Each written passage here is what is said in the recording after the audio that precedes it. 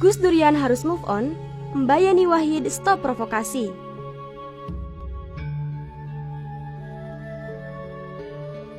Sebagian warga Nahdien mengakui kualitas kewalian Kiai Haji Abdurrahman Wahid atau Gus Dur.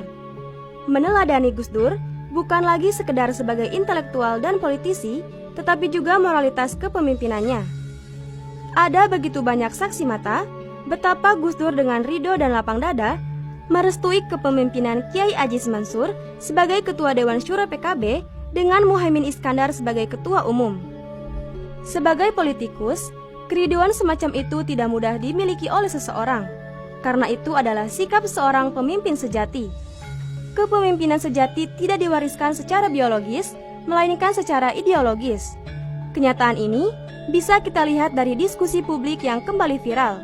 Yeni Zanuba Wahid, yang notaben keturunan biologis Gus Dur, tidak menampakkan jiwa dengan kepemimpinan sejati.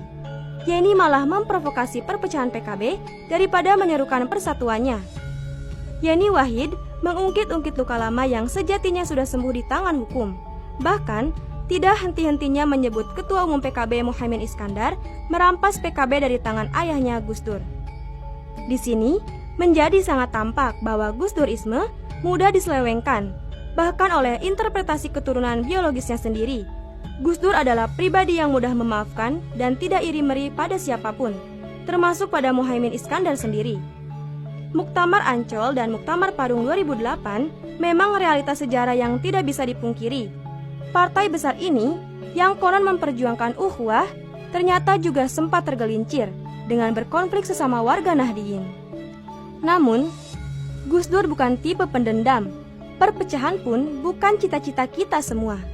Apalah gunanya bicara humanisme, persaudaraan dan persatuan, sementara sikap dan perilaku diri kita sendiri sebagai warga NU dan pecinta tidak mencerminkan itu.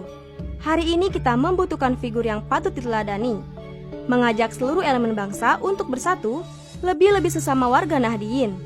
Bukan hanya bersatu dalam ormas keagamaan, melainkan juga bersatu di partai politik. Bersatunya warga NU di dunia politik sudah terpikirkan oleh kiai-kiai sepuh kita. Karenanya, mereka membentuk tim 5 dengan surat tugas nomor 925/1998. Tujuannya untuk membentuk satu partai politik yang mampu menampung seluruh aspirasi warga NU, bukan memecah belah. Perpecahan di internal Nahdien tidak menguntungkan. Bukan hanya di ranah sosial ekonomi, perpecahan di ranah politik juga akan merugikan. Cita-cita leluhur, termasuk Gus Dur, untuk mengarahkan suara Nahdien ke PKB juga akan sia-sia. Yeni Wahid tampak tidak ingin persatuan itu terjadi.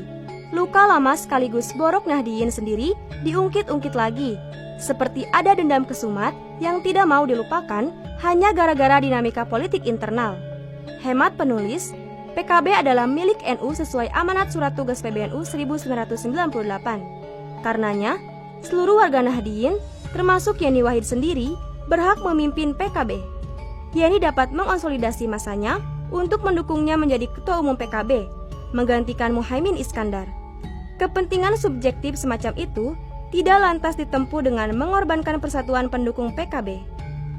Luka lama Muhaimin Iskandar menggantikan Gus Dur sebagai Ketua Umum PKB melalui Muktamar Ancol adalah dinamika politik internal PKB dan NU, bukan masalah etika politik publik. Artinya, kepemimpinan Muhaimin Iskandar sudah sah secara hukum negara dan juga telah didukung oleh massa mayoritas NU.